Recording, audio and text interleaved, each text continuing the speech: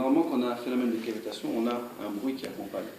Et donc, il faut aussi expliquer aux patients que le craquement, parce que parfois il y a des patients qui disent ah, ça craque, je pense que c'est vraiment les os qui craquent, etc. Il faut leur expliquer que c'est juste un phénomène physique de cavitation, pour les rassurer, premièrement.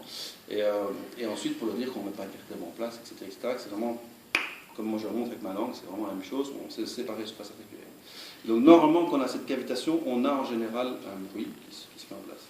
Mais il y a des études qui ont montré que sur cette technique-là, parce qu'elle n'est pas toujours facile à réaliser en termes de bruit en tout cas, de craquement, que si on l'a fait avec la bonne intensité, que vous ayez un phénomène de cavitation donc audible, ou que vous n'ayez pas un phénomène de cavitation que vous n'entendez pas, l'évolution du groupe était les mêmes, donc amélioration de la douleur et de la fonction.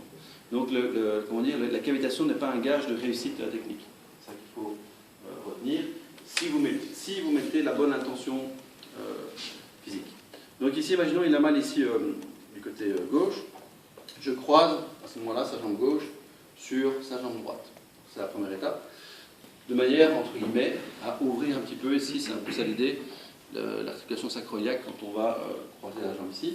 Ensuite, je prends ces deux jambes et je les mets vraiment sur le coin opposé de la table. C'est la première étape. Donc, première étape. Deuxième étape, son bassin, je vais le tirer vers moi, encore ici. Donc, je vais augmenter l'inclinaison en le tirant vers moi, donc pour essayer d'avoir une banane. Donc le côté où je vais manipuler doit être concave, d'accord? Parce qu'il existe une technique où c'est convexe, mais c'est une variante, c'est autre chose encore. Donc là, dans Chicago, c'est concave, ok? Mais les deux mains derrière la tête, voilà. Donc j'ai fait premièrement les pieds, deuxièmement son bassin, troisièmement son tronc. Je vais augmenter encore ici son inclinaison, voilà. Et puis après, je vais induire la rotation.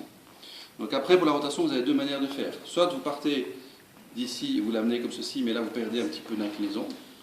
Soit vous venez vraiment le soulever et le tourner et le poser. D'accord? Là, ça dépend un petit peu.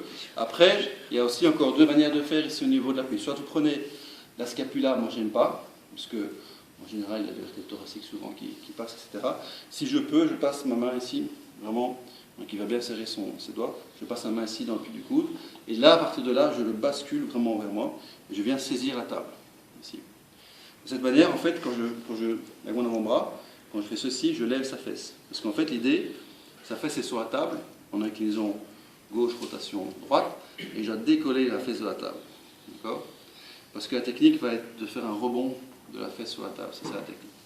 Je prends son épiniaque antéro-supérieur, je le mets en fente avant. Je lève la fesse, je cherche la direction dans laquelle, de nouveau, j'ai plus de résistance. Ça, c'est important. Chercher la direction dans laquelle j'ai plus de résistance. Une fois donc je cherche ici, donc là je n'ai plus quand je suis dans cette direction-là.